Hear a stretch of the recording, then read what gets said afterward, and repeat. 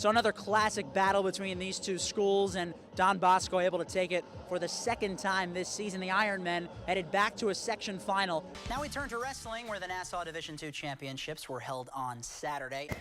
And fans here in River Edge are hoping they'll have a good crack at winning it all.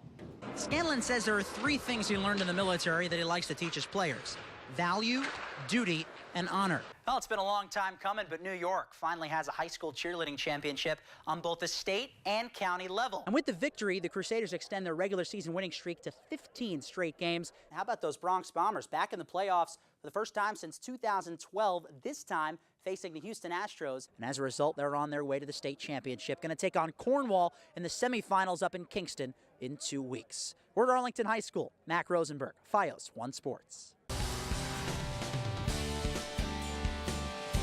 Well, get excited because it's playoff time on the high school football gridiron. Semifinal number 1 in the non-public Group 4 playoffs, featuring a classic matchup, the high-rolling offense of St. Peter's Prep trying to defend its section title, taking on a hard-nosed defensive squad in St. Joseph.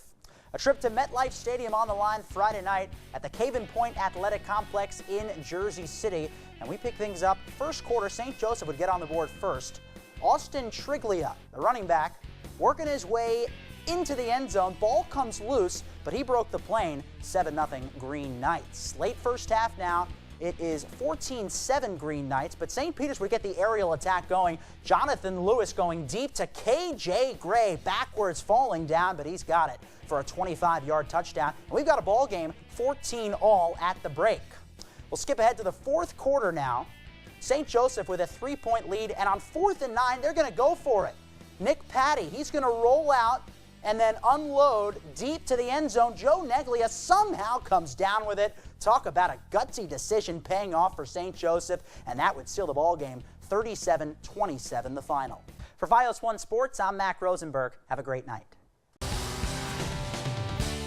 On a brisk fall afternoon, it was the new kids on the block, Our Lady of Lourdes and Rye, the ones who've been there before, both looking to punch a ticket to the state championship.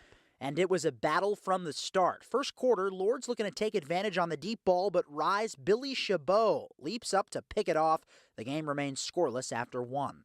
Mid-second quarter, the Garnets would look for the deep attack. The Warriors able to respond. How about Luke Tim? All 6'5" of them getting up to pick it off. Lourdes has life. Ensuing drive after Rye fumbled a punt, the Warriors would take advantage. It's Tim's again. He does it all on both sides of the ball. It would set up an easy quarterback keeper as Dean Roger takes it in for the score. 7-0 Lourdes with 6.5 minutes to go before halftime. Minutes later, Warriors have it back now and facing a 3rd and 10 from their own 46-yard line. Roger finding Joe Scaglione, and Scaglione will do the rest. 54 yards to pay dirt, 14-0 Lourdes, and the upset was on heading into halftime. We'll skip ahead to the fourth quarter, same score, and Rye starting to gain some momentum. Quarterback T.J. Lavelle with an 8-yard scamper for 6, 14-7 Lourdes with 7:23 to go. The Garnets would get it back with under 3 minutes left, but the turnover bug would ultimately be their undoing as Lavelle has it poked away. Lourdes recovers, and that would be the capper on the Warriors' first ever Class A title. But I knew we were going to be competitive. With the kids we had, the group of seniors we had, and they really rose to the occasion in every game. We overcame a few injuries, and they came up big. You know, they got better. They've gotten better each week. I always just say, everyone, as long as we do our job, we're going to win. So everyone just had to execute, and everyone did. Because if one person's not executing, you know, everything just falls to pieces, and everyone did their job. Like, this was a total team effort. It's crazy performance by everyone. And as they often do, turnovers telling the story in this game. The Warriors forcing 6 Rye turnovers. And as a result, they're on their way to the state championship. Going to take on Cornwall in the semifinals up in Kingston in 2 weeks. We're at Arlington High School. Mack Rosenberg, FiOS 1 Sports.